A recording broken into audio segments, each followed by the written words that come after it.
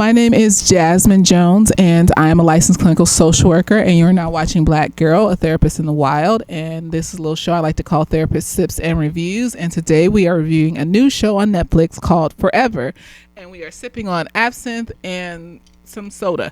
How y'all doing? So I had to get into this, right? I saw this on here and I was like, it's two little black kids and they dark skinned and they loving on each other. I even pulled out my black romance novels just because, we gotta represent and shit. Dark skin love. He's a little light skinned, but it's okay. But no, this show is so good. So it's based off this Judy Blume book, and it's kind of like from the synopsis of the books. I ain't never read Judy Blume. I read the synopsis of the book though, and apparently like it's kind of similar, but it's kind of veers off and shit. So it's about these two kids, and I really enjoyed it because I just feel like it really showed the depth of characters of these characters. It showed how, people can have empathy and care for each other and comfort each other, especially being comforted as a black woman and things when we're going through things. And like, I need y'all to watch this. So we can have a season 2, y'all, because like, just like Supercell, niggas watch that shit and they got a season. I need a season 2 because we started off in 2017 and we ended in 2019. This is right before the pandemic. I didn't know if this bitch was rioting at Howard with the rest of the students because they dorms was all fucked up. Did she stay at Howard during the pandemic, or did she leave that bitch? Like this nigga flourish during the pandemic, or did his shit fall apart? Like, what happened? Like, what else happened? So y'all need to watch this so that we can have more of it. Anyways, this show is about these two kids. One's name is Justin. The other's name is Keisha. They meet at this house party, this mansion party. Keisha's friend from her former school is hosting the mansion party, right? And so Keisha stopped going to that school because her trifling ass ex. Okay, so I want you to look at this through the lens of these are children that have never experienced these types of things before in real life. And so, of course, there's going to be crashing out, isolating. I don't know what to do. I don't know if I can trust adults or talk to them or anything like that. And so when I look at it through this lens, then I'm not mad at this little girl, because I was seeing some reviews, and I think these are white people, because most of the reviews are good for this, but I think these are low-key, anonymous white people coming on people's platforms talking shit. Like, this little girl is 30-something years old. Like, she's supposed to know some shit already. She's fucking 15, maybe even 14 when that video shit happened. So she left the school because her and her ex mutually agreed to film them having sex, or film her giving him a blowjob, because she's never had sex before. She's a virgin, right? And so like they do that, and then he wants this video, so she sends it to him, but he says he's going to delete it, right? And because he's going to school, this private school with all these white boys and stuff like that, what happens is that he feels, emasculated around these white men. And it's like, that's why you need to stop kissing up to whiteness, because look what happens. You do stupid shit. You leave yourself open and vulnerable, and you think that you're like keeping your vulnerabilities in check, but no, because you're trying to act like your vulnerabilities aren't there, they're actually spilling everywhere, and people can see it, and people that are predatory or manipulative can see it. And they will take advantage of you and use you and things like that. And so he allowed himself to be used. Of course, he's a child too. So, nah, nigga, there's some lines you just don't cross. Like, this is sexual. And at a certain age, you should know better when it comes to sexual things. I don't give a fuck what you're talking about. Like, especially non-consensual things, spreading people's stuff around like that. There's a certain limit that you need to have after a certain age, even in teenage years. Cause then what you say that about him, like, oh, he's just a kid if he had raped her? Like, no, you should know enough to know that that's not okay. So then, like, you should know enough to know that spreading this video around to anybody else that is not you or her is not okay, because that's your privacy hanging out in the world for people to see, and her doing something that's private to you hanging out in the world for people to see. So he sent this video, and then it spread all around into school, and she didn't tell her mom what happened. she just started getting depressed and overwhelmed, and then her mom blamed it on her being one of 3 black girls at the school, and it was stressing her out. So now we had to move her to a different school, and she moves her to another private school because, you know, her whole life is about her academics and shit, where she has to pay out of pocket now because she had a full ride scholarship at that school, but because of what happened, she needed to leave that motherfucker. So, like, you know, it is what it is. So, you know, she shows up at her friend's, you know, mansion party, and these 2 kids. So Justin, let's start with him. He's a sweetheart. He's nerdy, cute, you know, likes anime, likes Naruto. And, you know, I was a little sad when, like, they was talking on the phone, and he was like, do you watch anime? And she was like, no, I don't like Naruto or some shit. However it went. And I was just like, and he was like, why you don't like Naruto? And he was all like, and she was all like, because a little pink hair girl. And I was just like, but that's not the whole show. Like, we know that nigga can't write women good.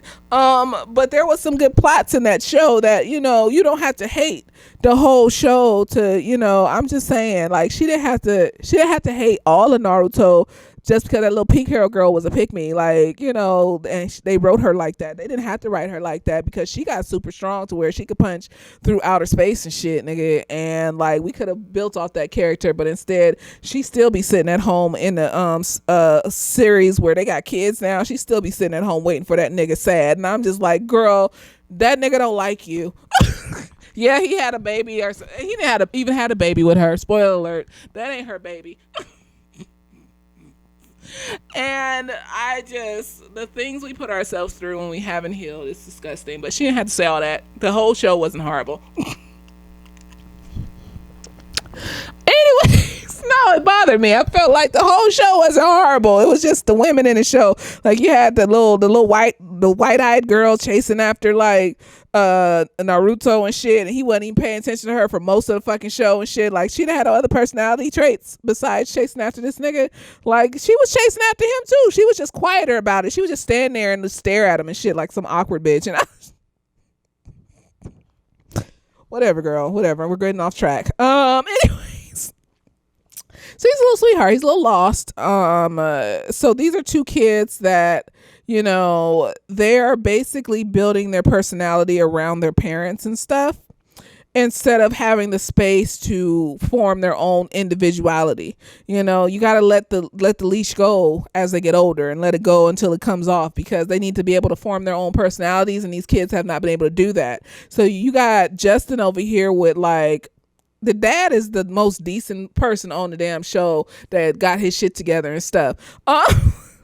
So you got one decent parent, and then the other semi-decent parent, a catastrophic mother, who I don't know if she's experienced police brutality within her own family, or is it just watching it vicariously. See that, and that's why I want a season 2 too, because how's she gonna act when George Floyd gets killed? God rest his soul. How's she gonna act when the riots start happening and shit?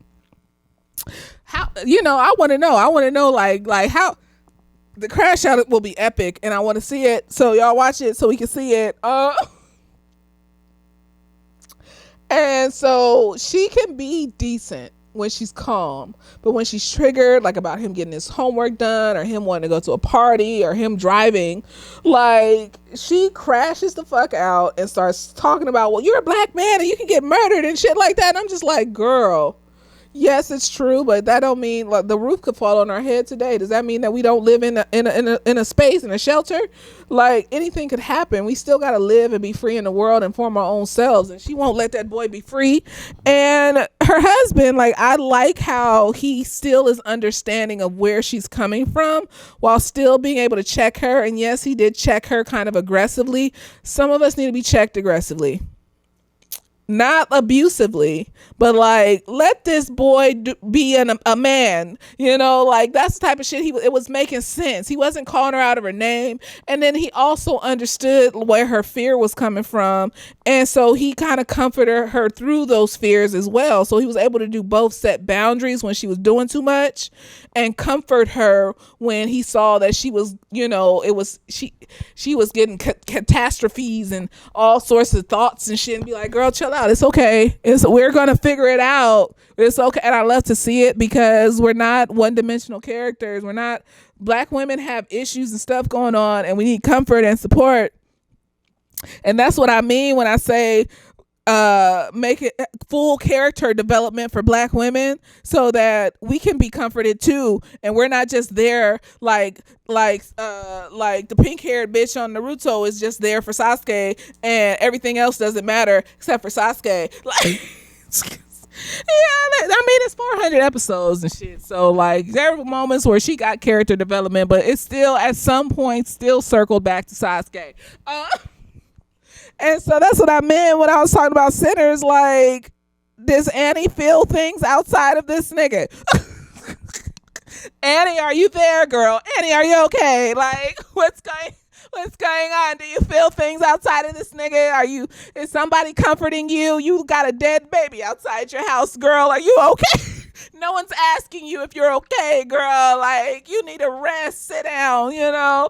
No, her husband was checking on her and checking on her and taking care of her and loving on her. At one point, he even said, like, strong women can be a lot, but, you know, it's worth it. Something like that. Yeah, because a lot of the time, strong just means we've been holding in a bunch of shit, and once we feel safe, it just comes out. And that's why she's in therapy, so it don't come out to the point where she loses a husband. You know, and I felt it in my spirit. So basically, he is building up his personality around what his mom wants and partially what his dad wants, because dad will come through and be like, I'm so proud of you for, you know, choosing to go to Northwestern and shit. No one's noticing his facial expressions or how he stated that he doesn't necessarily want to do this and stuff. So dad can be a little bit oblivious and shit sometimes too, until he actively verbalizes. But dad has told him he needs to communicate. You need to actively verbalize what's going on and how you're feeling, and trust that we will, you know, still love you and be there for you and support you and shit. So he has said that too. So he encourages his son to talk about his emotions and what he's experiencing in life, and not keeping it to himself and just looking like he's a bad kid or some shit, instead of like just saying, I wanted to go, you know, send an email and skip school and take the driver test, the driver instructor always to this other school so I can see this girl that I fucked up with. Like, that's all you have to say. Your mama wants you to be with a Black woman. It's a Black girl. It's fine. And so, like, his dad is just like calm, and then he got this mom that he's building his whole personality around. His mom is so overbearing and catastrophic because of whatever traumas she's experienced in life that has made it difficult for her to see him outside of the next dead Black boy on the street. So I just need to do everything I can to avoid him being the next Black boy on the street. So he needs to get good grades, and he needs to play basketball, and he needs to have options so that he can go to college and figure his shit out, and then he could, like, you know, be an NBA star or be the next doctor or some shit. And she's not seeing that this child has ADHD, and it's hard for him to articulate these things. And yeah, he got the tutor, and yeah, he could probably get through it pretty well to not fail out of school, but academics isn't necessarily for him. And a lot of ADHD people are like that. They're more hands-on visual learners a lot of the time. Now, there are some whose hyperfixation can be education, so a lot of times those types get overlooked because they're getting good grades at school because they like to learn and shit, and that's how the dopamine pumps through their brain and stuff. And so like what was I gonna say? So like sometimes that works for those types of kids, but for most of them, they're a lot of them are very hands-on visual learners and shit. So that's why you'll have the kid that can't get none of their work done at school, they can't focus, but when they go home they can play video games for 14 hours. Hyperfixation is a neurodivergency that tends to, you know, it's neurodivergency just means that you view the world differently, you interact with the world differently, your brain interacts with the world differently than most people. We call those people neurotypicals because that's most of the people in the world so far that we found, because not enough studies have been done to see and not enough people have been tested to really see what is the percentage of people with neurodivergency disorders in the world. So he got a little neurodivergency, hyperfixation. He likes music and he wants to, he doesn't know for sure yet that he wants to be a musician in the beginning of a producer in the beginning of the show, but he knows that makes him flutter in the back of his brain and it's magical for him. But like right now, he's just his mom's little robot.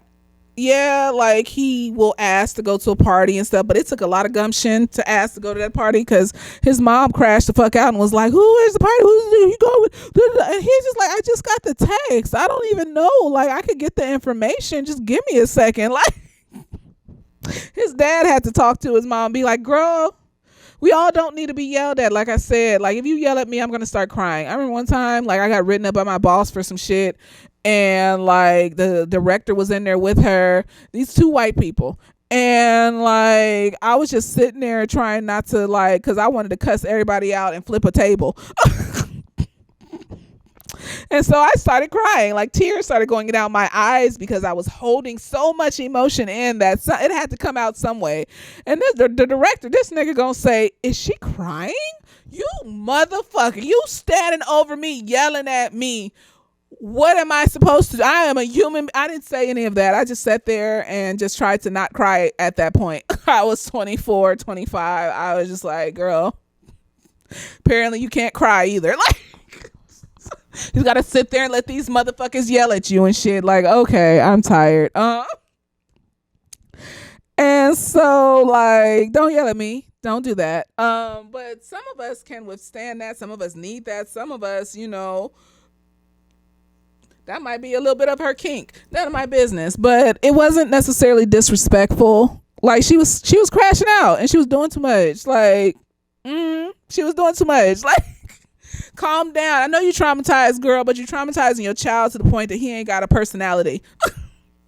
Get your shit together, girl. Like, but for the most part, like, she was a decent mom. She loved her son. She just didn't realize how much her crashing out was impacting him. So you got this kid over here, Justin. Personality is based around his mom, who crashes out around him dying in the street by police. So wants him to get good grades and be the perfect black man in the world. So it's less likely that he'll get murdered by a police officer or some random white person. Then you got Keisha over here, and nigga, like, her mom is like oscillates between either being the cool, loving mom that prays over her daughter while she sleep to temper tantrums. There's no in between.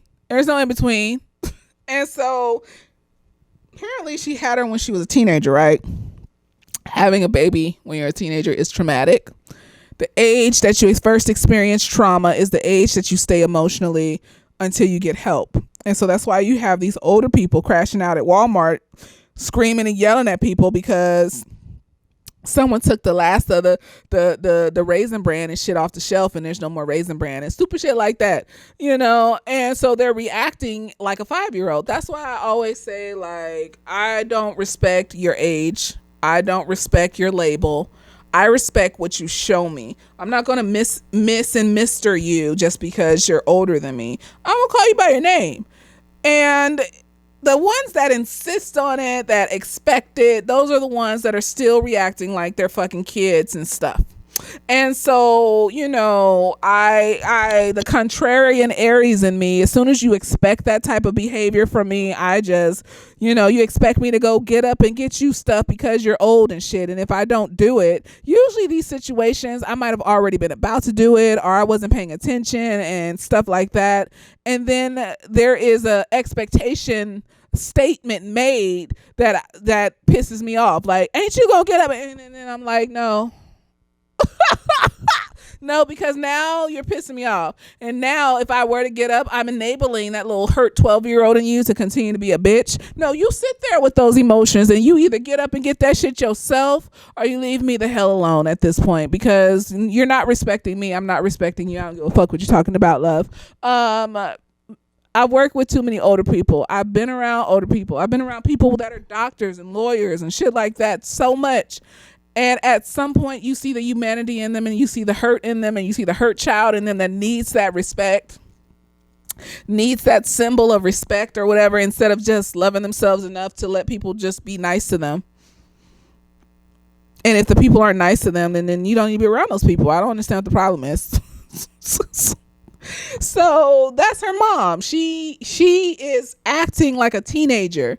Either she's buddy buddy with her daughter or she's having a temper tantrum. And I realized it when, so basically her mom comes home, prays over her because she works nights and things like that, and then Keisha's still awake, and so mom gets in bed with her and they sleep in the bed together, and then they wake up and Keisha's alarm didn't go off, or she didn't set the alarm, so now she's going to be late to school a little bit.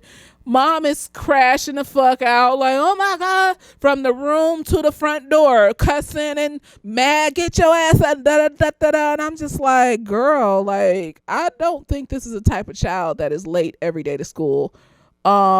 This is probably a one-off situation. It doesn't need that level of anger. Yeah, I'd be a little annoyed because, damn it, the nap that I was going to take all day before I went to work at night has some of it's going to be cut short. But at the end of the day, like, it's still not that you reacting to a situation that's maybe a 4 or a 3, like it's a 10. You need to bring that shit down a little bit. What's going on?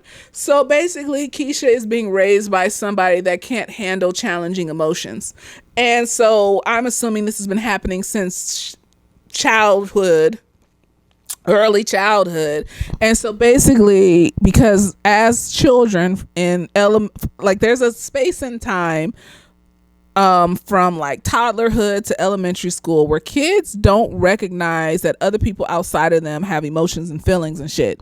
They're just recognizing their own emotions and feelings and shit like that. So when like people are sad or whatever, or hurt that they love, they think it's their fault. If mommy's sad, it's my fault. Mommy could have been just sad from work and work was a lot. So if they are traumatized or abused within that period of time, they'll take that shit into adulthood. And they will ride that shit till the wheels fall off and think that everything and everybody that is upset with them, it's their fault. And they will live their lives as adults, you know, trying to make everybody happy and then forget about themselves. And so that's the situation with Keisha. That's why I'm like, she's a child. This is her first time. This is her first rodeo. She don't know nothing about that. I think that's what she did with her ex. That's why when they were in the movie theater and she tried to give him a blowjob and he said that stupid shit. We'll get there. Like later on, she was saying like, I thought I wanted to do this because I wanted to show you how much I liked you. I think she got that from her ex because she's a virgin. She doesn't want to have sex, so there was a firm boundary there. I think her ex talked her into giving them blowjobs and shit. Like, I'm not saying necessarily that she didn't want to do it. I'm just saying, like, I feel like there was a little coercion to do it, because why would you say that to the new nigga? Like, why would you think that every nigga needs you to give your body to them in some type of way in order for you to keep them? That came from somewhere, and there's been no hint that someone else has harmed this child sexually or anything like that. So I'm thinking it came from the boyfriend. Like, he made her feel that way. And so she's still living her life for other people because that's how she was raised. Same with her dad. Her parents are just two teenagers. Her dad is over here crashing out at the DECUM graduation party, or the congratulations to getting in the Howard party, drinking, swelling up on her boyfriend and shit. Like, he's a teenager too and they about to fight over a bitch. Like, what's going on, love? You're a grown up. You're a grown ass man. This is like a 16, maybe 17-year-old. Like, why are you feeling intimidated? Because he did it like he was intimidated. Like, he scoped out and looked for the boyfriend, and he swelled up on the boyfriend. He started asking the boyfriend stupid ass questions.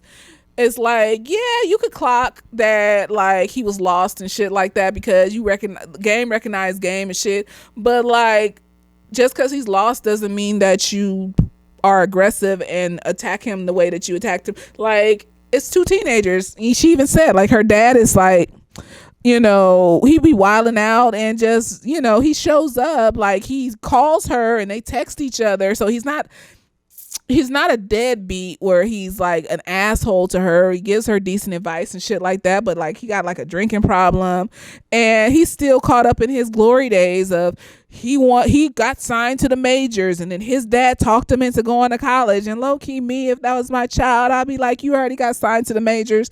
You can finish college whenever you want to finish college. Like, they about to give you like $20 million, love. Like, this is what you want to do. Let's go, bitch. Like, No, like there was just this. I just saw on Instagram this football, basketball, whatever player. Like, he just got his college degree and shit after 10 years of being in professional sports or whatever. Like, let that be my child. Like, no, as long as it's not football, because you're not about to be no Aaron Hernandez bitch crashing out, killing people, serial killing, murder, raping because you got CTE. My child's not. I'd rather your feet be fucked up before your brain, because your feet, you get surgery and shit for that from them basketball shoes and shit like that. Like, your brain being fucked up, like, no, you're gone. You're not here. That's not you anymore and shit. So, they a professional something and something that's not football. Like, I don't understand what the problem is. His dad was a fucking hater. And so I can see being mad about it, but that's a trauma that you need to get over, because you going around the world playing like ball and shit. It's about to be the pandemic, love. Like, see, we need a season 2. We need a season 2 to see the crash out of him playing ball overseas and shit. Like, that's where people that don't get into the majors, that sometimes they'll play ball overseas for foreign countries and stuff. Or like if their professional sport doesn't get paid a lot, like the WNBA, like in their off season, they'll play ball overseas to make extra money and stuff like that, which is wrong and fucked up, and then you get paid more. So like that's what he does. And so I'm just like, during the pandemic, they shut all that shit down, love. Girl, we need a season 2. This nigga's crash out is about to be epic. He about to just, oh God. Like, maybe they already filmed the season 2, like they did with that Velma show that nobody watched on HBO Max. I think they already filmed it. That's why they put the season 2 up, even though niggas was talking shit about it. Maybe they already filmed the season 2 and we're gonna see it soon, and and maybe a season 3 and they have kids and shit. No, because they do it with these white teenage shows, like these ones. I don't even be watching them. I just see the previews. The ones with the shows on the white teenage love shows on Netflix with the like aggressive, weird enemies to lovers, boyfriends that's like low key abusive and shit. I swear that shit got like at least 3 seasons, and I didn't even watch any of them because I just felt like these are white people and it doesn't resonate with me. Now, would I like to see a black enemies to lovers? I don't mind a little aggression in the bedroom, honey. Like, you fuck. That would be nice. Anyway. So anyway, she got 2 teenagers as parents that she has been, corralling since she was a child, because basically you don't mean to. So they didn't mean to, make her like this, but like if you don't check your own shit, it's gonna leak into your child. And it's about consistency. So the more that you do it, the more it leaks into your child, until you catch yourself and fix yourself, take accountability, apologize, work through your shit and apologize to your child and figure it the fuck out. All trauma can be reversed if you actually work at it with you and the child together and figure it out. Maybe except for sexual trauma. I don't know. But I do know somebody that they forgave they folks for doing some shit like that. I don't know how that works out, but like, I don't know if I could ever do that. God bless, but I don't know if I could ever forgive for touching me as a child. Like, I don't know if I could do that. But for most traumas, your children will forgive you and love you and shit if you work it out. There's a certain period of time where they will.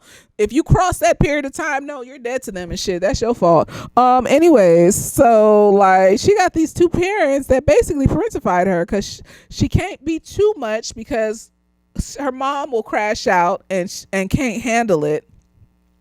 So she has placed herself as this perfect student, and she said, and she says it in the show, like, I can't tell my mom about that nigga that spread my tape around because like she can't handle it. And it's like she's her parent or some shit. So that's the first level that she thinks about before she thinks about anything else for herself.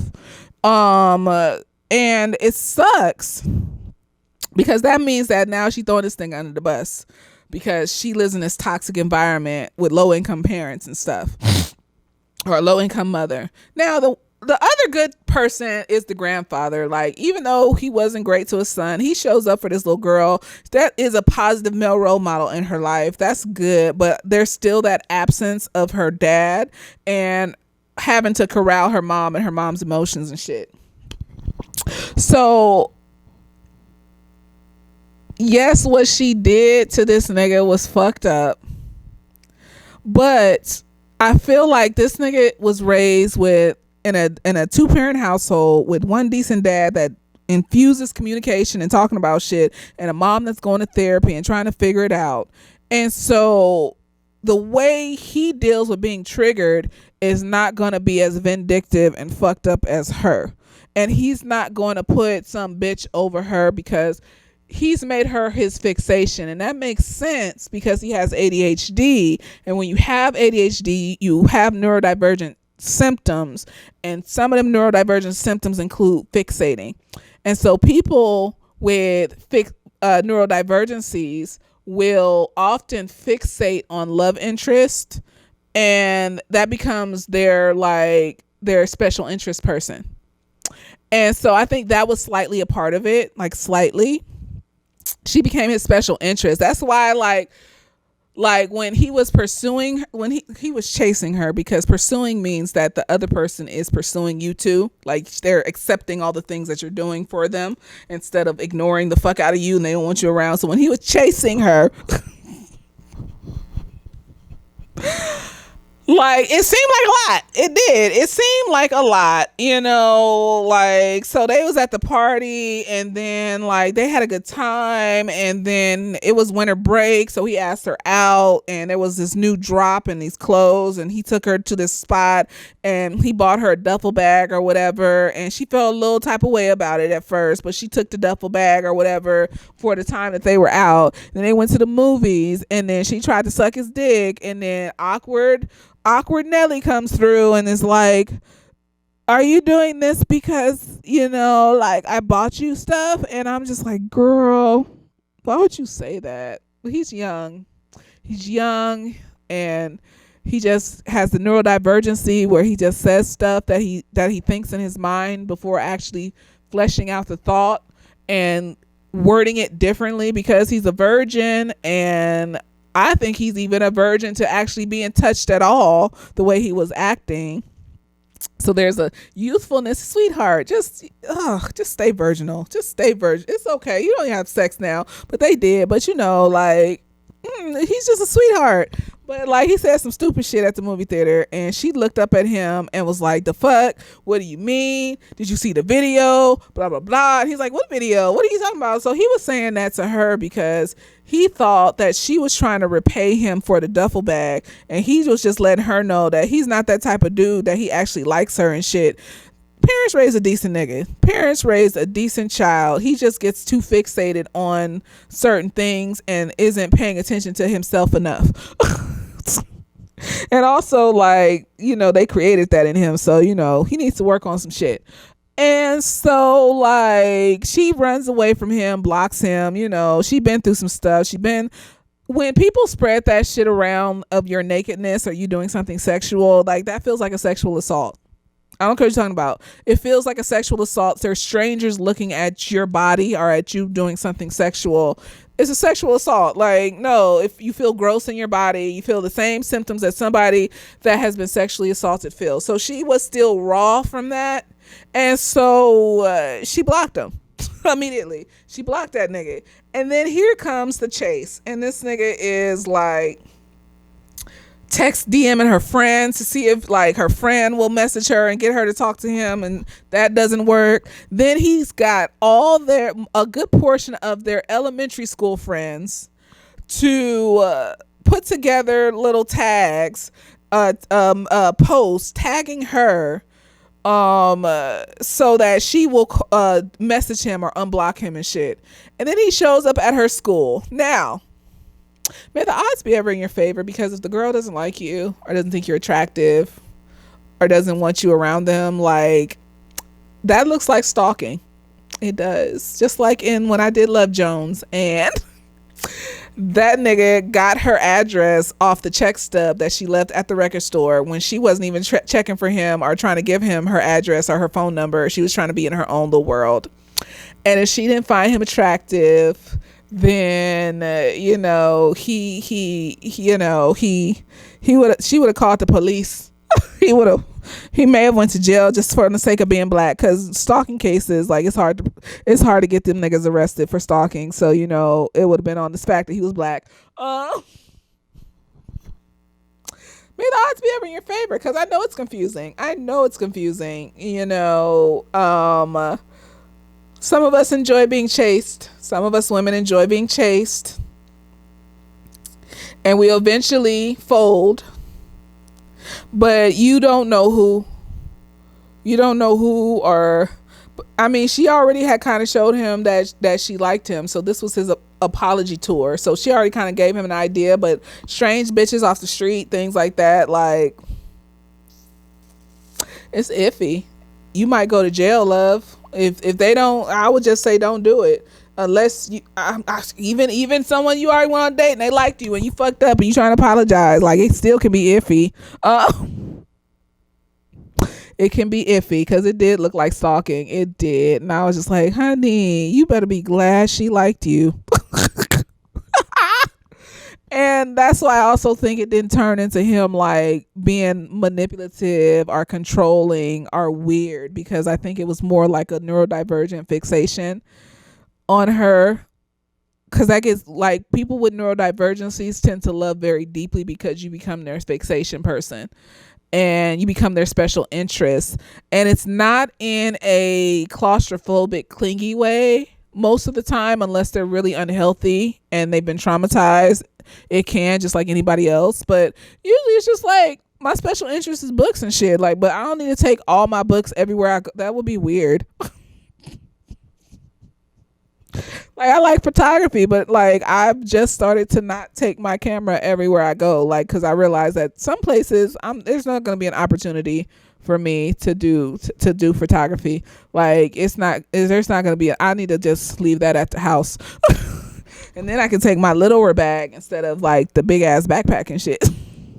My adventure backpack. So I don't know what to tell you. It gets iffy and it is scary. And I would say, if you keep hearing a no, back away. Just leave them alone. Leave them alone. Maybe they'll come around and come after you and be like, I was thinking about it, and maybe. But if you keep hearing a no, like, and that's why you learn how to read body language too. Like, if you ask somebody and they look scared or they look uninterested, and then sometimes you ask somebody out and they look interested and they'll still say no. And so, may the odds be ever in your favor, and don't go to jail. That's all I'm going to say, because you don't know. You'll never know until the person returns your affections. And in this show, which is fake and not real, she returned his affections. No, because I'm not gonna be like, oh, that's so romantic. No, it's not. Like, anywhere else, he would have been stalking her. If she didn't like him already, she would have called school security to come get his ass and shit, and bad things would have happened. And so I'm not gonna sit up here and be like encouraging niggas to be like, you should know. No, because especially the ones that are a little loosey goosey in the mind and be extra delusional about signs and signals that they think they see from somebody, when there's no signs and signals. You're making shit up in your head about this person. I'm not going to encourage that, because there's too many people out there like that, especially men, and too many women have ended up dead over a man that fantasized some shit about them in their mind and is reacting and treating them like the fantasy instead of like the real person that they see in front of them. So, may the odds be ever in your favor, and may that person return your affections, and may you not be controlling and weird and clingy and needy and not let them have their own lives and stuff. In this case, he was not controlling or weird or clingy and needy. They just really liked each other. And then they had like this whole period of them liking each other and being together until the fucking ex showed up at the damn baseball game. And the ex is with her mom, and she still hasn't told her mom that this nigga videotaped or spread this videotape around. I'm gonna say, I'm from the 90s. Videotape. Be like, what's a videotape? I don't know. Google it, girl. Like, Google it. Spread the videotape. And like, so she got to stand there with this nigga's mom This nigga, her mom and her ex standing there. Then her ex want to pull her to the side and talk to her and shit. You nigga, like, you need to let her go. You did some unconscionable shit. Like, that's not some shit that we can come back from. Like, if you're willing to do that, what else are you willing to do? You know, I still am with the mom. Like, this girl, when the mom finally found out, I'm assuming everybody watched this and I can hop around and it's not spoilers because you're not watching a show video review unless you seen the shit, I'm assuming. And if you haven't seen the shit and you just watch, well, you know, you like spoilers, I don't know. So when the mom finally finds out, like, and she wants to immediately call the police and like get a lawyer and get this nigga arrested and ruin his life, I was like, yes, nigga. No, because you're not gonna do some shit like that to my child. But then I have to remember that this child is her own person, and she, you know, maybe she doesn't want to go. And it, just like I tell my clients that have been sexually assaulted, it's okay if you don't want to go through the trauma of reporting, because it'll drag on for years and cause more trauma. And that's why I want to be rich when I have kids, because when you're rich, you can make motherfuckers disappear. And, you know, would what he do deserve to be disappeared? Does he, with what he did, does he deserve to be disappeared? Maybe not, because the sexual part was consensual. But like, maybe, you know, just like Tanya Harding, just like maybe a fucking busted knee. Somebody come out in the middle of the night while he's walking across campus and just bing. Pay motherfuckers to do that. Like, you know, you just gotta get a professional that ain't gonna say shit, and he ain't never gonna know who did it. He just gonna know that his fucking career is over. Your knees broken, love. Like, they not, and they made, and make sure you double tap that bitch, both knees. And now you're ruined. See, that's why I need to be rich. Because vengeance is mine, saith Jasmine. And you're not gonna do that to my baby girl. She may not want to go to the police. That's fine. I don't want you to experience any further traumas, but, you know, just know things are happening behind you. But see, I'm gonna be that mom the kids are afraid to tell shit to, because they're gonna know I'm crazy and shit. They'll be like, I don't want my mom to go to jail. Oh God. I just keep that part from them, like the crazy part, the vengeance part that's deep inside of me. I just keep that from them, and they just won't never know like how deep it goes and how many niggas have disappeared. They'll just look up one day and be like, "You remember that guy that I said I went on a date with, and then he tried to sexually assault me, and I tased him and ran? Like, they found his body in an alleyway." Really? Wow. He must have tried to do that to somebody else, and they, you know, did something to him. See, that's why I say, you know, evil creates more evil, and then you end up dead. It's crazy. You're not gonna hurt my child. That's all I'm gonna say. You're not gonna hurt my child. And so I was with her on it, but then I had to realize that the trauma that reporting would have brought on this baby's head, is it worth it? Is it worth it? No, probably not. But if I had enough money, I probably would have still did something. She just wouldn't have known about it. She just heard on the news, so somebody attacked this basketball player on campus, and now he can no longer play basketball. Oh my gosh. And she'd be like, Mom, look. And I'd be like, girl, he must have raped somebody or did some shit to somebody. And see, evil creates more evil. That's nefarious creates more nefarious and shit, girl. So anyways, this nigga shows up and like wants to talk to her and takes her off to the spot to talk to her. But dude thinks that they like, he like leans in to kiss her on the cheek and all that. So he think, and Mom's standing there. Mom was happy that he was with a little black girl, but now she looking like, I don't want you to be disrespected though, honey. Like, the fuck? So like he leaves, right? And then really she was telling this nigga to leave her alone and all this other stuff. And then she walks away from him and realizes this nigga left. And this nigga like he started giving her the one word responses in the text messages and shit. So Justin started giving her the one word responses and won't even talk to her and shit. So now she's chasing him. Yeah, she fucking up. The girl is fucking up, but does she know better? I would argue that she doesn't, because she's a child and she doesn't know better. She doesn't know that she doesn't have to do these things to, like, because the reason I say that she doesn't know better is because probably every time she thinks about telling her mom about what happened, all she can think about is the gazillion times her mom has crashed out over the smallest little things since she was a fucking child. And she doesn't want to see her mom go through that. And even though the crash out wasn't as intense and she put all this stuff into it, when you're a child, like, any little upset from your parent feels like a lot. And so I don't think she knew any better because she wasn't free of her mom's influence and stuff. And so it was wrong still, because you're actively hurting somebody and you see that you're hurting somebody and you're not doing anything about it that will fix it. And then you turn this into a secret relationship when you don't have to, because you want your mom to have this experience of you going to prom with the next LeBron James or some stupid shit like that, when you could have just been with this nigga and told your mom that you and the next LeBron James broke up. But because you're so wrapped around your mom's issues, you don't see that this could have been easily solved because you're a child and you have no other experiences outside of that.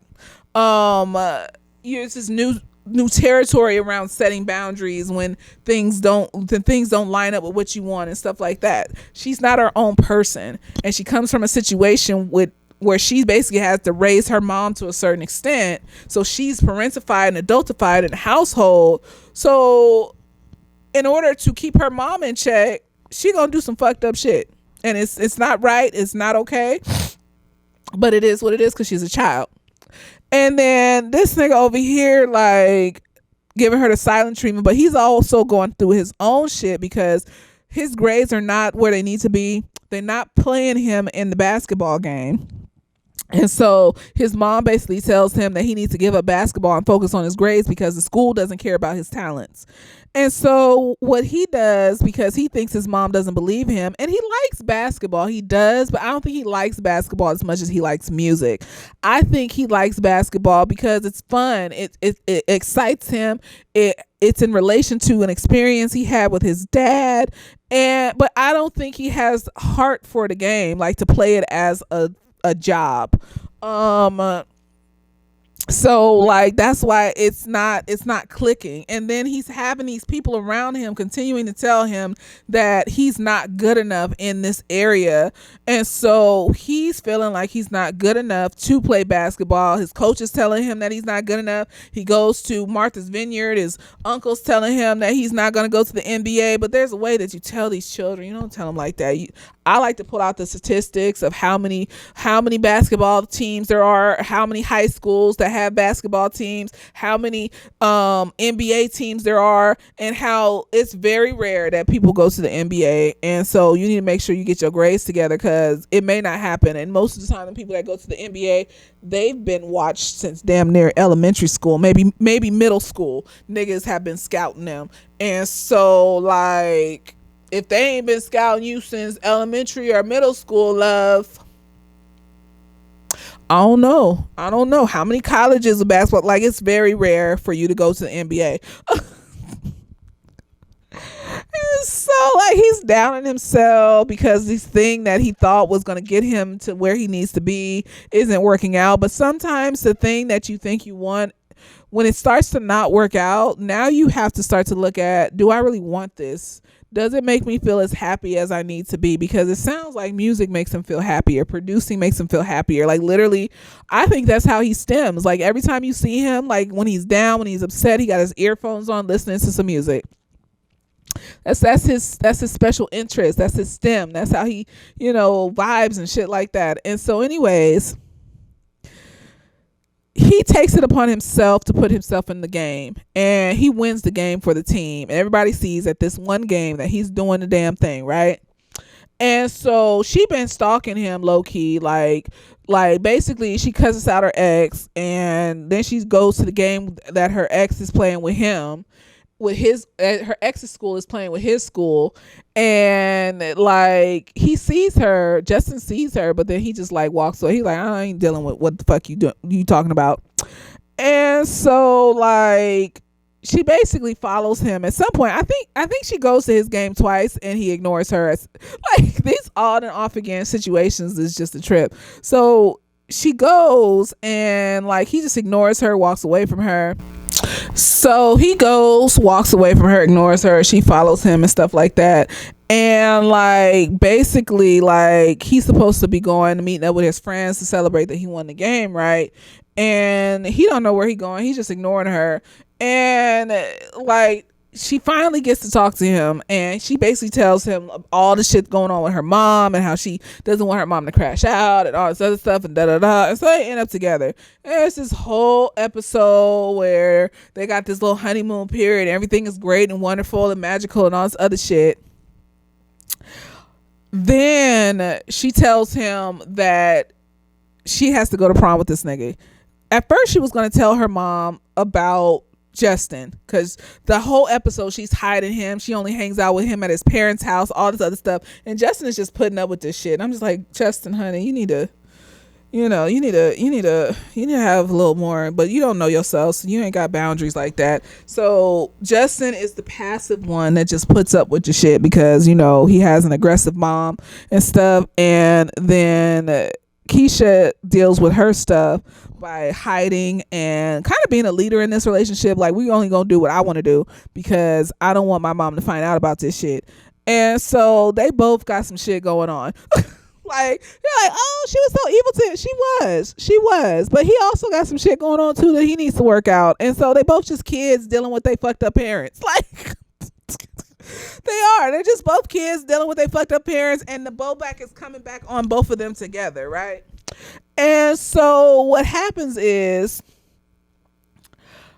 he basically ends things. He's like, I understand where you're coming from with your mom and all this other stuff, but I can't watch you go to prom with this nigga. She doesn't even want to go to prom. It's torture. She's standing there doing the prom pictures, crying, looking sad in the face. This nigga looking at her like, are you okay? Like, no, she's not okay, nigga. You know she's not. She don't want to be here with you. You know she don't want to be here with you. And then summer happens, and they go to Martha's Vineyard, and she goes to Martha's Vineyard with her little white friend, right? And she knows that Justin's going to be at Martha's Vineyard, and they haven't talked in 2 months. He done blocked her. He even said it nicely. He's just such a sweetheart. He sent her a message, told her how he felt, and said, because this hurts too much, I have to block you. See, when you come from a home where parents teach you how to be communicative about your feelings, that reflects back on how you treat other people. So basically, the positive things reflect out just as much as the negative things reflect out in your children, is all I'm saying. And so, you know, just keep that in mind. So 2 months past, the summertime, they in Martha's Vineyard. She's trying to find him. Apparently he's in Oak Bluff. And now I know what I'm going to do this summer. I'm going to spend a week. I want to be where the rich niggas are. See them dancing. No, I've never heard. Every time I heard of Martha's Vineyard, I immediately thought white people. I had no idea that there was a black section of Martha's Vineyard. Martha's Vineyard is still expensive even in the black section. So that means there's going to be rich black niggas in that motherfucker. And you know, I'm gonna plan me a little trip, and I'm gonna get me a rich nigga that's kind and sweet and down to earth, but rich, you know. And yes, I had no idea this. I even researched it. I was like, what is this place? Is this a real place? Oak Bluffs, Martha's Vineyard. And I looked it up, and I was like, this is a real place. Like, slaves went here to settle when like freedom happened or whatever. And like they built villages and businesses and all sorts of shit. Look it up, nigga. I was just thinking about the niggas. I was like, and then when they showed it, they filmed it, and it was a bunch of black people everywhere. And I was like, what is this? Why is nobody talking about this? Every black person I know to be talking about, they go to Martha's Vineyard. I'm imagining they go in there with their white friends. Gonna stay in some little cottage with their white friends. And I just be like, well, be careful, girl. You know, white people land and shit. Remember what happened to that girl that went on that sleepover with the white bitches and ended up at the bottom of that balcony? Don't mention that bitch. Say her name. Mention that bitch every video. Who cares? That shit is horrifying. You trust the motherfucker end up at the bottom of a balcony and shit. You got me fucked up. Anyways, so she's where the rich niggas are. And chair. It looks so magical. Just, I want to be where the rich niggas are, floating, fancy, dancing, and all the things. I don't know how the song go. I just know that part. Anyway, so like she goes there and has the little white girl's mom drive her to the black area. They walk around. She runs into his little brother. And low key, his mom, and low key, his mom, high key, actually, his mom is pissed off at her because basically she had to watch her baby be depressed in bed, not moving for 2 months. Because of this bitch. She don't know what's going on. He hasn't told his mom about the video or nothing like that. So she just think this bitch is trifling. Dad over here just like, they're just kids, like they gonna fuck around. Like if Michael Jordan wanted to take me to prom, I fuck them niggas, I go to prom with Michael Jordan. I was just like, he's so down to earth. He's such a sweetheart. No, because it's true. They're just kids. Like, it sucks to see your child sad. I'm not going to say that it doesn't suck, but I'm not going to have this giant well of hatred for this little girl. She's a fucking child. She don't know what the fuck she doing. And she hurt my son. Yeah, it sucks, but that's what happens. Sometimes your first love is going to hurt you, and then you're going to have another love, and it's going to be fine. I'm going to comfort you, and we're going to eat and watch movies, and you can cry, and we're gonna be good. I went to dad. Like, I'm just like, yeah, she hurt you, but like, she's just a fucking kid. She don't know what the fuck she doing. This is her first time with any of this in like a real relationship with somebody that actually shows up for her and doesn't require a blowjob because you won't give me the vagina. This nigga is like, well, there was a moment where he did cross the line with the consensual thing. I was just like, the fuck is you doing, nigga? But we got it together. We gathered him. We gathered him and said, "Get your shit together, nigga." That wasn't okay. But the mom is low key, but she's polite with it. She's cold polite. And then finally they meet up. They have a little rendezvous tryst in the little barn, and I just was like, "This is so romantic." Like, the thing that stood out for me is all these little back and forth things are things that I've experienced as an adult. So this show basically taught me that most of this shit is childish, and it starts in childhood. This back and forth, wishy-washy, don't know how to communicate. It's okay for the children to work through these things because they've never experienced working through these things before. But when you are in your 20s, in your 30s, in your 40s, and you're pulling shit like this, when you're a grown-ass adult and you could choose to go to therapy, you could choose to be better. There's avenues of things that you can learn from to be a better person, and you're still choosing to be this way. This is a part of that. The age you first experience trauma is the age you stay until you get help. And so and then it made me think that's why a lot of the times in my 20s, I've just felt lost, and I felt like a child, and I felt in my romantic situations and stuff like that. I didn't know how to interact. I didn't know how to communicate my feelings. I just was like, I didn't know what to do. I was confused. And then motherfuckers took advantage of that.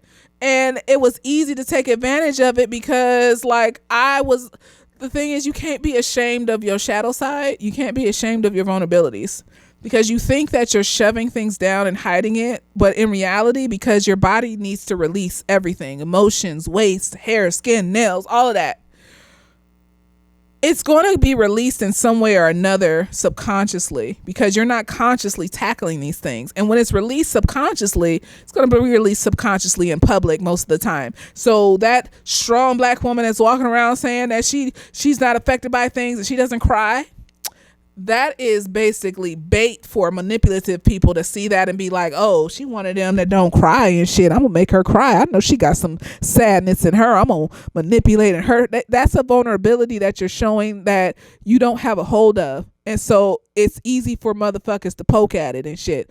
But when I embrace my vulnerabilities, I embrace my depression, I embrace my anxiety, I embrace my clutter. And it's a work in progress. Like the worst parts of these things, we're still actively working on them so they don't become an extreme issue. But like, they're not going to go away 100%. So I have to be okay with that shadow part of myself. I have to be okay with listening to my emotions, because my emotions, the shadow part especially, is an alarm system to let me know that something's wrong and something's hurting me. And if I don't clock it, then that thing will continue to hurt me, and I'm going to crash out and something bad's going to happen. So when I embrace my vulnerabilities, not necessarily wear them on my sleeve, because when you don't embrace them, you're wearing them on your sleeve. When you embrace them, then it's kind of like I'm chilling most of the time. Like, you can know that I am vulnerable. You can know about my vulnerabilities, but if you try to poke at them or hurt me with them, then I'm going to get away from you. I'm not going to start thinking like, what did I do to make them treat me this way? Like, no, I'm not going to start thinking that. I'm going to be like, something's wrong with you. You have some type of disorder and you like to hurt people. I'm getting away from you because I know I didn't do anything to you. I'm sitting here minding my business and you're talking shit. Like, okay, something's wrong with you. And it doesn't even faze me. It doesn't faze me that you're talking shit about me because I know I didn't do anything to you. I'm just immediately like, oh, I hope they're getting therapy for that. I hope they're working through whatever that is. God bless them. And I continue out my fucking day. And people are so confused by that because I'm not bothered. And it's so fun to watch people be confused by the fact that there's no vulnerability that you can poke at. Like, I have people say like shit like, oh, we don't even really know anything about you, or you're mysterious. And literally it's because I don't sit up here and feed people sob stories and shit all day. Like, if you ask me about myself, I'm probably just gonna talk about the good parts because nothing really bad is happening, and the bad shit that happened in the past, like, I went to therapy for that. So I don't really, unless I need it as an antidote to help people, like, I don't really be talking about that shit because it doesn't really bother me anymore. Like, my mom died when I was 18. Okay, like, yeah, that happened and I was sad, and it is what it is. And what else do you want from that? Like, do you want me to start crying in front? Like, literally, motherfuckers are waiting to hear your sob story, and if they don't hear your sob stories, they think that you're mysterious and that they don't know anything about you, when literally that I'm a therapist, I like to travel, I like anime, I like to go on adventures, I like to do photography. Does the good parts of me not matter to you? Like, you only need to hear the bad parts? Why do you need to hear the challenging parts so badly? Like, it's like, I don't even care about that shit anymore. Why would that tells me something's going on with you. You may not be a bad person, but like, something's going on that you are fiending. Like, you feel like you don't know somebody unless you hear the bad parts, unless you hear their testimony and some shit. And that shit is fucking weird. That shit is, I'm not mysterious. Like, I put myself out there and I say how I feel. Like, y'all know damn near everything about me on this motherfucker that you need to know. Like, half the time, the reason I don't talk about the shit that I've been through is because it involved other people. And if those other people watch my shit one day and then they start crashing out and messaging and doing weird shit, like, I don't have the energy to deal with former friends and former family members coming on my shit, saying a bunch of random shit just because I refuse to talk to them in real life. Like, so I try to avoid talking about the deeper depths of what I've been through, because I don't feel like, girl, I really don't feel like dealing with that. Like, when I go no contact, I am completely no contact. I don't even want you to wish me a happy birthday. Don't do that. And if you keep doing that shit, I'm gonna block you completely. Like, don't talk to me. You better be happy that you still get to, like, some of them niggas still get to be on my social media and shit, cause like, if you keep fucking with me, I'm gonna block you. Like, your energy of negativity is still permeating around you. I can see it. I don't want to deal with that. Whatever you going through, I don't care anymore. Cause the time I took to care, it drained everything out of me for you. And it's gone. So out of respect for you, I'm not going into the details of shit that people have done to me like that has been really horrible and fucked up. That shit is over. Might talk about a boss here, a coworker there, because I don't really care about them motherfuckers like that. But I'm not about to go into the depths of the horrors that I've experienced in my life and have one of them motherfuckers come on here bombarding me with a bunch of we didn't do just like that Meghan Markle's family did her and shit. And she wasn't even talking about them niggas. She just got famous and shit. Like, and here they come out the woodworks and shit, just bombarding this bitch. I don't have time for it. And if I do become famous, just know I'm doubling, tripling, quadrupling down on not talking to y'all motherfuckers. Now I have the money to do it. So no, like I'm not a mystery. I'm not an enigma. I'm not whatever the fuck you make up in your head about me just because I don't tell you all the shit that I've been through in the past. You know me. I've talked about myself. What the fuck else you want, bitch? So no, you wear that shit on your sleeve when you don't embrace it. And this little baby is wearing that shit on her sleeve because she's not embracing the fact that she can't help her mom. She can't be her mom's mom. And she this is her first time in learning that she can't be her mom's mom. Now she was in her 30s and like she's had this lesson over and over again. Now I'm looking at you like, bitch, you out here hurting people and shit. Like, this nigga's a sweetheart. Like, why you treat him like that? But like, this is her first time. And she's a child. So no, I'm gonna give it to her. This is a learning experience. She's not some horrible ass evil bitch. Like, she's a child. So anyways, she goes to prom. This nigga's depressed for 2 months. Mom is mad at her. And then they meet in this nice, pretty loft where the rich niggas are. And, oh God, I'm going there. Oak Bluffs. That's going to be at some point over the summer. I looked it up too. Like, I could get like a hotel, the flight, the rental car for a whole week for $1,500. I'm going to that motherfucker. And like they have a good time, right? And then here comes, you know, a mom from the school that this little baby used to go to, right? And so she tells this little white woman, she tells Justin's mom about the sex tape. And so Justin's parents confront him when he gets home, and they're like, oh no, you need to get the fuck away from that was their knee-jerk reaction at first, right? They thinking about him first. And he was just like, she's going through this and she's just a kid, and then you raised me to be there for somebody going through some shit like this. So his mom apologizes. I'll give that to her. Knee-jerk reaction was to protect your own child, but your own child has his own mind and told you what's what, and you apologized. And now you worried about this little baby. Now you thinking beyond your hysteria, because I think that was the hysteria talking. Now you're thinking past that, the catastrophizing, and you're realizing that this little baby's out here in the world carrying this by herself. So now she's like, if she don't tell her mom, I'm telling her mom. She got the weekend to figure it out.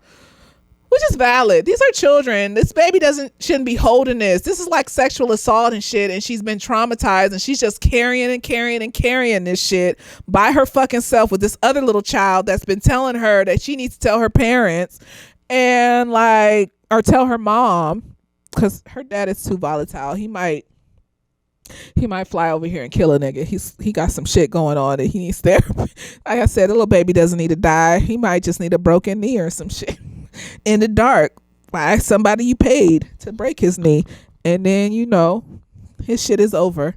No, you don't do that to my baby. She's over here traumatized and depressed and had to leave a school, and it's following her, and it's probably going to follow her for the rest of her fucking life. I don't have time for it. I don't care. You can be like, oh, she's crazy. No, I just know that I fights for mine. My child, if I had a child, if my family members, you know, my close friend, I fights for mine, nigga. Like, you ain't about to do shit to the people I care about.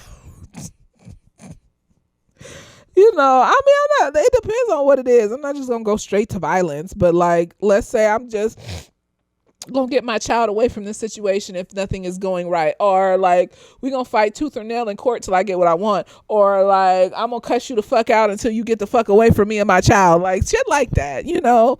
But the first resort is to set an appropriate cordial boundary with you know, not yelling, but like a nice monotone, polite voice, and discuss what the problem is, like sane adults. And then if you show me that you're not sane, then some shit's about to pop off. I don't got time for it. It's the Aries in me. Like, don't. I'm a double Aries. Like, I'm an Aries sun, I'm an Aries rising, and I'm a Leo moon. Bitch, I'm crazy. And I try my best to stay calm all the time because I don't want to be triggered and go to jail. In the name of Jesus, praise God. And it hasn't happened yet. And praise him. Praise him. And so she's sweating. She's like, I don't want to tell my mom. My mom's going to crash out. And so she tells her mom. Her mom yells at her because she's on her way to work. That's not an excuse. She yells at her. She's crashing out. She's doing all. She has a whole fucking temper tantrum like a damn child. She doesn't see that her child is a child and needs her to support her right now because basically she feels sexually assaulted. And then she goes to work and just leaves her there. So she texts Justin, and Justin wants to go to her because her mom just left her there in her just misery and stuff. And so he goes and tells his parents. Of course, his mom is crashing out like, "No, there's police." And then his dad has to, corral her in.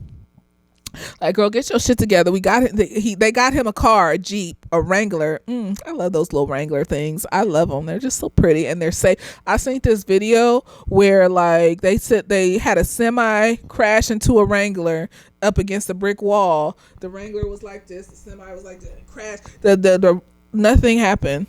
And then they did it to one of them Broncos. That motherfucker folded like a piece of paper. And I was like, that's why I got a Wrangler and shit. Yeah, these cars got issues. I know they got problems and whatever, and they brick out and do all these weird things and stuff, but I still love me a Wrangler because it's safe, keeps me safe. Ain't nobody else in this world keeping me safe, so I need to make sure I surround myself by things that keep me safe, and I need to keep myself safe, and the Wrangler is safe. And so she just like is crashing out. And so the husband is like, nah, girl, get your shit together. He is a grown ass man. You raised him to be caring and loving the folks. You need to let him go. So he goes, and then, his dad, he just knows how to just hold it together and like still have empathy and care for what his wife is going through. He does. He knows she's afraid and he knows she needs comfort, and he's able to comfort her and show her a good time while still keeping her in check. And that's all it is. That's all it is. That's all Annie needed. Not no nigga coming in after 7 years siphoning off her fucking goodness and joy and shit, and then being mad when she shows a personality and is nice to children. Taking this fake money. Like, nigga, that's who you fell in love with. She not just gonna limit her kindness to you, nigga. Like, let me shut up.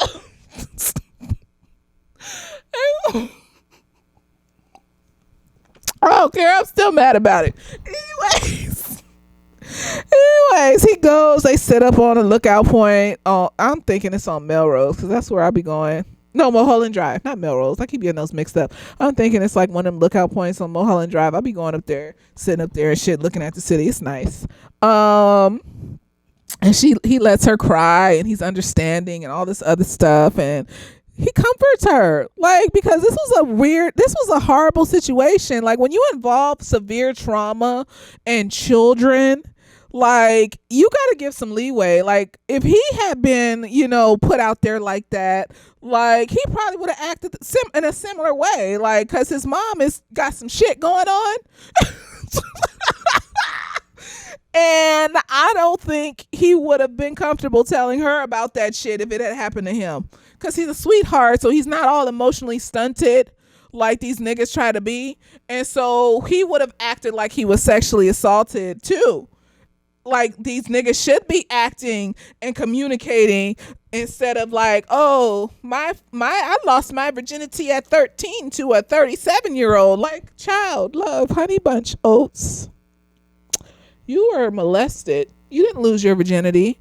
That's why you're hypersexualized, and the only coping skill you have is to have an orgasm, and that's why you have commitment issues and all these other things, because you were molested and you weren't ready for that level of experience from a grown ass person at the age of 13. You were not 13, 14, 15. These are children. This, I love watching this and how they're acting like children. They don't know shit.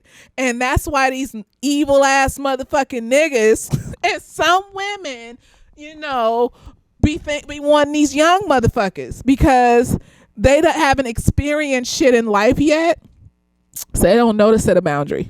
They don't know to say no to this. They know it makes them feel uncomfortable, but if they haven't been raised right by loving adults that will let them know that it's okay to say no to things like this, then they're gonna think this shit is normal. Just like she thought that shit was normal, that she had to get this nigga a blowjob to get him to like her because she didn't want to have sex. Like, that's why they want young people. Like, that young people mindset lasts deep into your 20s. Like, that's why your 20s is such a weird developmental period, because like, it's your first time being an adult. It's your first time being an adult and you don't know shit.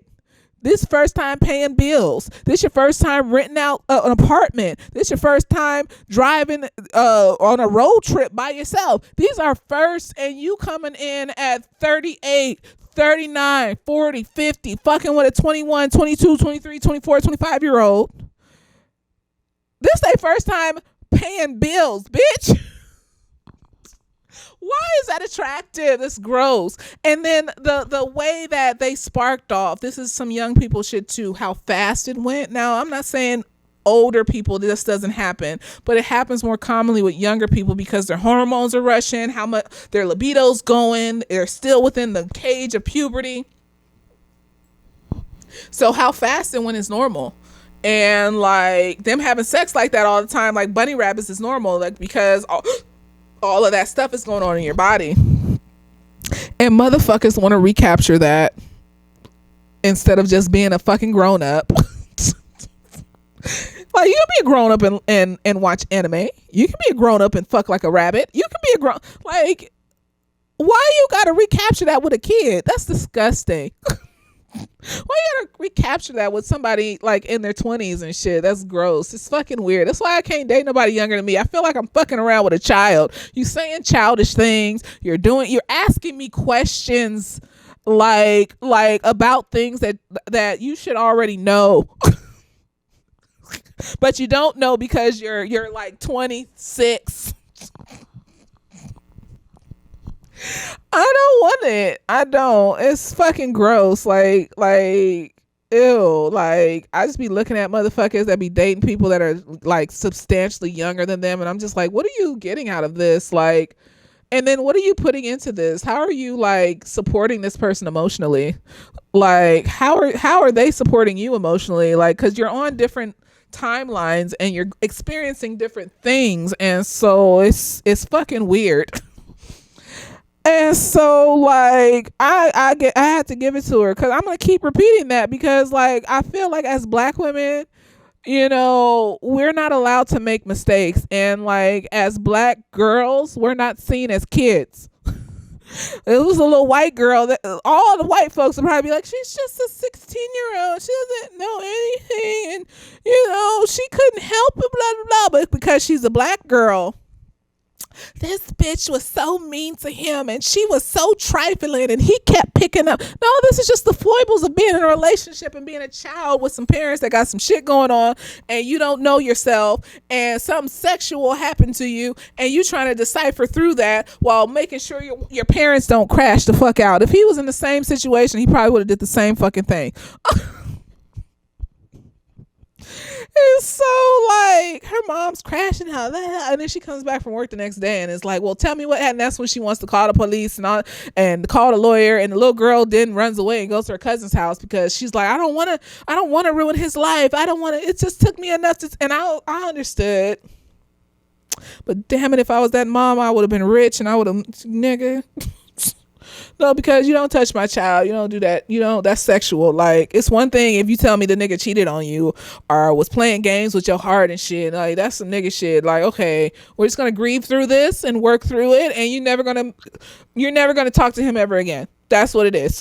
But like, when you put hands on, when you basically do some sexual assaulty things, like, nigga. So anyways, now they're trying to figure out, like, the mom figures it out. Like, Justin's mom calls her, they talk about it, they discuss, like, you know, how she's in therapy, and then she gives her and then her mom gets in therapy. And now this big ass weight is off this child's shoulder. She was able to set the boundary. She had that experience, and things did not turn out as bad as she thought it would. Her mom understood after a while and apologized. And her mom was just like, why did you go to prom with this nigga? And she was just like, I just wanted you to have that experience for you. And she was just like, why would you torture yourself like that? Why would you think I want you to torture yourself like that? And I was like, right, because she's a child. And she thinks that anything that makes her mommy happy is going to be great. And so it was beautiful that she was able to get that weight off of her shoulders. Now we got to deal with Justin's weight, because Justin has made this little girl his whole world. She is his support, his healing. He don't know who he is outside of her. And now she feels the weight of him. And she keeps trying to give him pep talks. She's noticing that he seems lost. Even her dad tells her that he seems lost. He seems like he doesn't know what direction he wants to go in. And he's trying to make you his whole world. And like, that's not it. Like, and he said, like, that's what I did with your mom. I made her my whole world. And you know, that's how we ended up pregnant and all this shit happened. You need to formulate your own personality outside your loved one. You need to formulate your own personality outside your partner. It is what it is. You have to do that, because if you don't, and your partner becomes your whole world, when they're not able to show up for you because maybe they live at a distance, maybe they have to go to work, maybe they're sick or some shit like that, you're gonna crash the fuck out. Because this was your thing that soothed you. No, you need to be able to soothe yourself first, self-soothe, and then surrounding yourself by people that kind of validate you and help you soothe. And then you got your partner there too, you know. And you have a community of people and things that you do to soothe, so that you don't put all that weight on the person that you're with, because then it becomes basically, he was becoming to her like her mom was, like a weight, because he didn't know himself and kept relying on her. He was getting low-key mad because when she went to Howard, or when she had her celebration for getting into Howard and she was out with her friends, and like, this nigga was low-key mad. Like, if he had kept going, he would have became toxic and controlling. And I think he felt that inside of himself. His friend called him out on it. Like, he looked low-key mad when she called him on the phone and was at a day party with her friends. And he was just like, oh, and his friend was just like, nigga, you just hella thirsty. Like, like, if you can't handle her being at a day party with her friend, how you gonna handle her when you went Northwestern in Chicago and she in DC at Howard? Like, how you gonna handle that? Because she gonna have her own shit going on. You need to be stable inside to deal with that. And he was just sitting there thinking about it and shit, mad and shit like that. And she noticed it too. She noticed that he was getting a little bit more clingy, a little bit more needy, a little bit more this, that, and the other. And it's just kind of felt like, now that she didn't have any issues, it's almost like, I don't think it was a conscious thing. I think it was a subconscious thing. But now that she didn't have any issues to fix, it's almost like he felt like, is she gonna leave me? Is she gonna like not be around me? Because nigga, you're not there just to be a fixer. Like, she likes you for you, but you gotta have a personality for her to like you for you and shit. And so they go through like graduation and stuff like that, and it's prom night and all this other stuff. And like, prom night comes and he's wishy-washy back and forth if he's gonna go to Northwestern or not. And then he decide, and she has had a conversation with him like, you need to figure out your own self and stuff. And so he decided to go to Northwestern. And then he decides that no, he's going to go to Howard with her, and he decides on a prom night, and she doesn't look happy about it. And he's like, why aren't you happy about it? And she's just like, because I got used to the idea of us both being at separate schools and then like building our own lives and then coming together and visiting each other. And I was excited for that part, but now you switching shit up. It's almost, it's like you don't know what you want to be, what you want to do, anything. And it's overwhelming because now it's a weight on her. And first she was a weight on him, but because he needed something to fixate on and not think about school and all this other stuff, it was easy for him to fixate on her and her problems and what she needed and stuff like that. But once her problems were solved and she was able to solved enough, like she probably gonna go through more shit. There's still some stuff she probably need to work through. We're never fully healed. We evolve and keep growing for the rest of our lives. We have to. She was just like, so now I don't really understand. Like, so you want to go to Howard now? Like, you need to pick a side, nigga. Like, so they didn't have the greatest after prom experience, but it is what it is. It gave him something to think about. It hurt his feelings, but sometimes the truth will hurt your feelings, but you still need to hear the truth. And so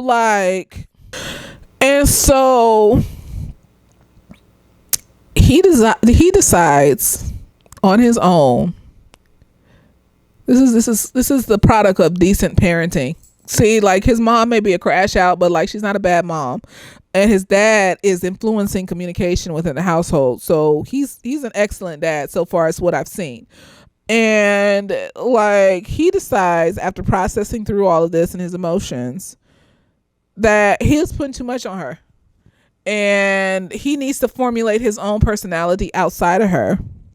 And if this keeps going, he is going to become a crash out and be controlling and weird and needy and clingy. And maybe this was a moment in time and they needed to meet each other to reflect back the things that they needed to work on in each other.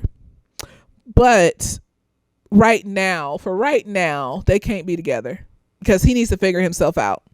That was the most maturest shit I ever, because I wanted them to end up together, because I'm a romantic, but like, the fact that he was able to see that in himself and see that she is healing from certain things, and she is a little bit more mature than him at this point because she's healing from certain things and he hasn't healed from certain things. And so now he's the leak in the ship now. He's the leak in the ship, and the ship's going to go down if he don't fix that leak.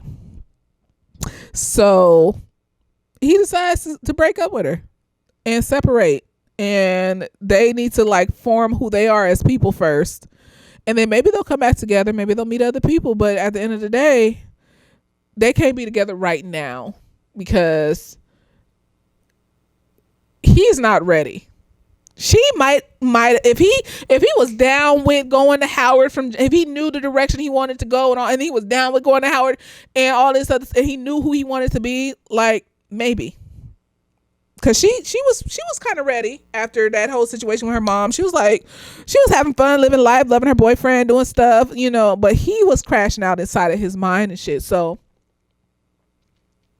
he wasn't ready, and that's valid. And she saw that, even though it hurt them to do. This is the most mature ass kids, because grown-ups don't do this shit, nigga. We just carry this shit from childhood and keep crashing out and fucking up our relationships until either we figure it out or we end up alone and sad and miserable, or we end up like in some fucked up traumatic abusive relationship. And it was amazing. Like, I was just like, look at how like grown and smart they are, that they need to figure themselves out. And I still want them to end up together though. So we need a season 2. So we can see them in the pandemic years and then like see if they get back together. He decides that he's going to do music. So her cousin has a beauty shop in this little like studio thing, and next door is this dude that does music, and he went in there and started doing music with him. And so he's going to take a year off from Northwestern, and he basically has a year to grow his music career, and he's getting a like music certification from this like trade school. And they run into each other while he's coming out, like at least a week before she's supposed to go to Howard. And they run into each other and they go have dinner. and they still love each other. And I understand though. This nigga ain't ready yet. He got to figure himself out. And you don't want her to be like on this level and you so inept with your emotions that you can't catch up. You can't catch up because you haven't worked on yourself. And so like, and she still got some work to do too. Cause like I said, I'm sure that there's still trauma lingering and shit. So like, he decide, like, they go to dinner and they have one last dinner before she goes to Northwestern. They share one last kiss, and that's the end of the show. And I was just like, I just want a season 2, black love and depth of character. And you know, the lady that wrote this is amazing. And she did Girlfriends and Being Mary Jane, and she just be giving these black women these depths of character and having these niggas show up for these black women in certain ways. And she's amazing. But no, like, I need to see. So what? So I need all of y'all, all 1,700 of y'all niggas, to watch this motherfucking shit. So spread the word around so we can put this shit on repeat, so it's just playing over and over again in your house, getting views and shit, so we can get a season motherfucking 2, because nigga, this was amazing. It was magical. People were like, this reminded me of my teenage years. Like I mean, like, this reminded me of the fantasies that I had in my I have a boyfriend till I was 21. Like it reminded me of the fantasies that I had in my teenage years and shit. But no, it does remind me of my 20s. And the confusion and the all of the erratic emotions and not knowing how to communicate and not knowing if somebody really wants to be with you and all of the things, and growing and learning from that. Like, it's an experience. It's an experience. And just to see it in this way with black people, we don't get shit like this often. And this was a special gem of a show. And it's magical. It's just, God bless it. God bless it. I love it. It's just, whoo, the way them niggas showed up for them women. And they was crashing out, nigga. Like, she was doing some horrible shit. But the fact that he understood that she wasn't even gonna cheat on him. Like, she wasn't cheating on him. She didn't even want to be near that nigga because she felt sexual assaulty around that nigga. Like, she did this because she had been parentified and she didn't want to disappoint her mother. The fact that he could understand that and not see her as a villain, and in the fact that he can see in himself that he wasn't enough for her yet and work on himself to be enough for himself first, and then maybe if it comes back around, he'll be enough for her then too. That's depth, nigga. That's depth of character. The fact that his mom is a consistent crash out because of her extreme anxiety, and her husband understands it and knows that it's not coming from this evil ass place, and she's not an evil ass person. She just catastrophizes and goes a little bit too far.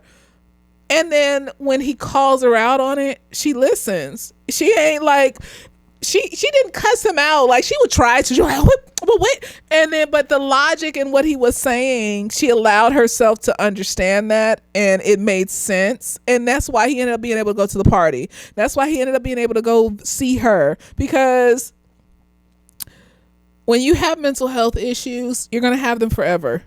And you can do as much work as you want, but basically what happens with mental health issues is the work that you're doing is just extending the edge. So how I like to describe it is like, this is a ruler, right? And like, trauma, random mental health issues comes and breaks the ruler in half. And so what happens is every little trigger, 0 to 100, 0 to 100, 0 to 100. You falling off the edge. You're getting pushed over the edge. 0 to every little trigger.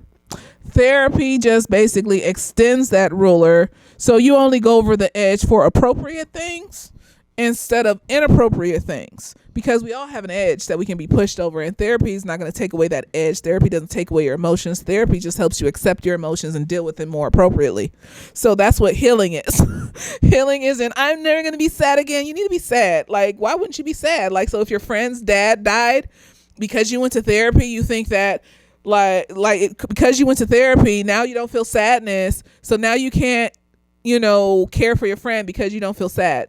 Like, that doesn't make sense. No, it just helps you deal with the sadness better. So now, instead of like being depressed and isolating myself for 3 months, now I'm depressed and I isolate myself for a couple days, take some naps, and then I feel better and I get up and go. Like, the shame is what extends the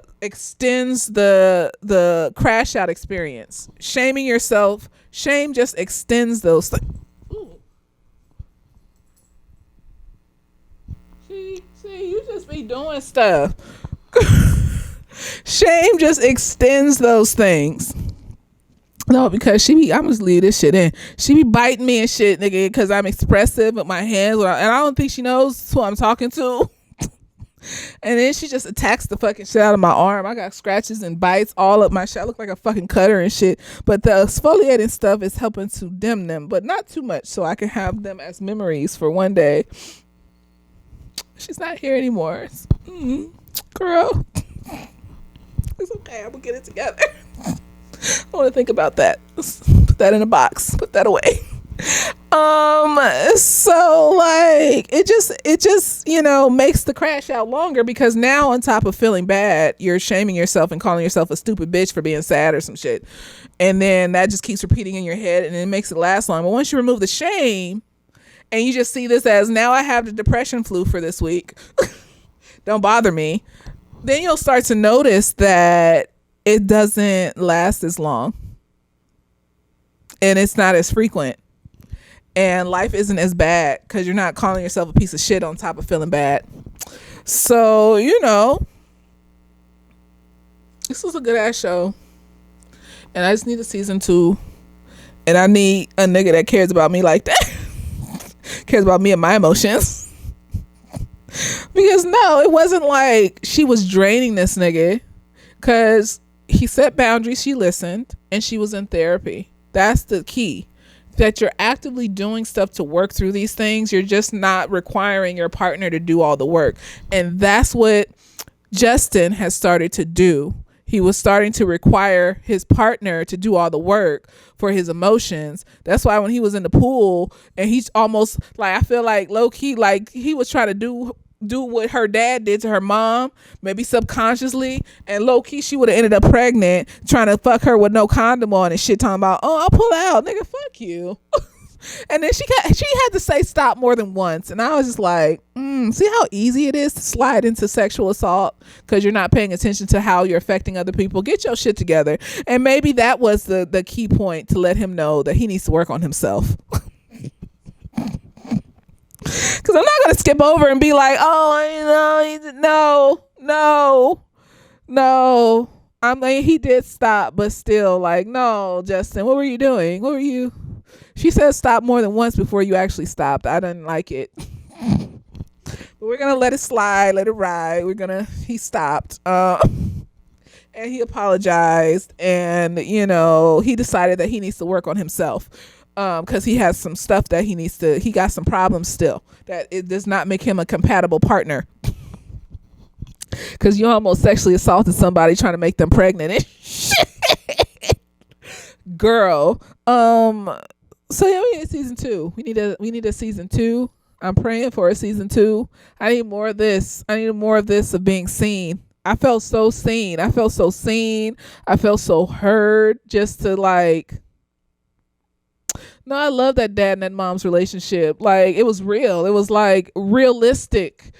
When someone loves you, even through your mental health and your crash outs, and they support you through it, and they support you in you supporting yourself and getting the help that you need. They don't just leave you and shit, knowing that you are working through stuff and you're actively doing something to fix this. Like, you know how many people have been left when they are showing that they're actively working through something and they're actively working to fix things, and it's still not enough for the person that you're with. Like, no, nigga, that shit was beautiful. That nigga love the fucking shit out of her. I was like, yes. Where's mine, Lord? Where's mine? Because you're going to have it forever. You're going to have it forever. It's just not going to be as intense. And you're going to need a partner that can check you. You're going to need a partner that can check you. Because for me, my thing is that I can be like overly a fixer. And I like to pour as much as I can into the person that I'm with. Like, I'm at the store, I want to buy you things. Like, oh, he likes now laters, and I'm gonna get him these now laters while I'm grocery shopping. Like, I'll do that every single time I grocery shop till you have a drawer full of now. And then I need you to check me and be like, you don't need to buy me any more now laters, love. You see, this drawer is full of them. And so I like now laters, but like, I think I have enough to last me for at least a few months. So you don't need to do that. And I just need that. I need that. But don't yell at me because I'll start crying. I can't have it. Don't yell at me. I'm not that bitch. Don't fucking yell at me, nigga. Because I will zone out and stop listening to everything you say and just focus on the fact that you're yelling at me. So whatever you're saying, it's going in one ear out the other because you're yelling. So very gently, just, you don't need to buy me no more now. And I'll listen. I'll be like, oh, okay. Especially if it sounds logical, because my neurodivergency attaches to logic. Oh, yeah, that makes sense. You do have a drawer full of now laters. Okay, well, I'm glad you told me. That was good of you. Yeah, nigga that can set boundaries but still comfort me. Like don't sit there and because when you start setting boundaries and that's all you're doing, then that starts to become criticisms. Why you always see? I don't even like when you like. No, now it's not boundaries. Now you're criticizing me. No, but he understood. Like when he said, "Your mom's just afraid." He loves her in her fear, y'all. It's so fucking beautiful, nigga. He loves her in her fear, y'all. And he didn't have the luxury to be afraid and be loved in her fear. Girl, this is what I mean. So you see how it just feels this warmth in your chest when you see some shit like that? Because I don't know many black women that have been loved in their fear and in their sadness and in their anger and could still be understood that this anger doesn't mean that I'm a bad person. It means that I've been triggered and I need some comfort and support. Set a boundary because anger, but then be like, but what's going on? Like, why are you acting like this? Tell me, listen to me, talk to me. I don't know many a black woman that have experienced that from a black man. My mom didn't. I don't know how often my aunts felt that. Like, no, this is beautiful to watch. This is a beautiful experience. I want to see more of his parents. I want to see when she crashes out during the pandemic, and they better keep them together. I don't care. No, she's going to therapy. If she crashes out during the pandemic, the therapy will help. Don't leave her. She's a good person. She's just going through some shit. And yes, she traumatized the baby a little bit. She did. But he figured it out. And she figured it out too. And let him be himself. No, she didn't like that he decided that he was going to take a year off. They didn't like that. That would have been his dad's side of the family. First child to go to college and shit. But like they let him be himself and they let him live in their house still. No, we need to be like these white people, with these pool houses in the back of their house that they let their kids live in when they become adults and shit. Like, we need to be like these white people that let these kids have a year off to travel through Europe and do whatever the fuck they want because they have enough money to afford to be able to do that. We need to be like these white people that even if they don't have enough money to afford for them to do some shit like that and they don't have a pool house in the back of their house, they still letting their kids live with them until they figure out they shit out. Why are we punishing our kids for being an adult? Like, if it's that bad, okay, maybe you can't afford to have this grown ass 18-year-old in your house eating your food like that, and because of bills and shit. Okay, if they got a little job, they can pay $300 a month, a little bit of change and shit. But like, to fully kick them out and not let them have a home to come back to when the world is the way it is to black people, it's fucked up. I would never do my kids like that. It's fucked up. I don't care. Like, you still a child. I remember being 18 and going through college and experiencing these things and not know, and being confused and scared and not knowing what to do, and like not having the support that I needed. Like, I'm not gonna do that to my kids. Like, the fuck is wrong with you? They still child brained and shit. They don't know nothing. Why the fuck would they not have a home to come back to? Like, you got me fucked up. Like, okay, you don't want to go to college, but you need to get like a job or something. Like, you can't be sitting up in here. What's the plan? Like, what's the plan? Now I need you to have a plan, but like, you still got a home that you can live in, and maybe that's growing up in my grandmother's house. Her door was always open for her kids to come back if they needed a place to stay. Like, that's how I grew up. Like, my aunts and uncles, they would be in their 40s, 50s, 60s living back at my grandmother's house because life's just life, and they didn't have nowhere else to go. Like, I'm not gonna have a bunch of random family members up in my house, but like, my kids can always have a place to stay. Like, my future children always have a place to stay. And so, that's how it should be. And so, he's figuring himself out, and he's doing his music productions, and hopefully we get a season 2 and we see where that leads, and maybe a season 3 where they have kids and then we see their kids. I'm just gonna hope for a season 2 for right now. These white people control this, so I don't know. Let's hope for a season 2. Anyways, let me know what you thought about this review. I hope you enjoyed it, and later days.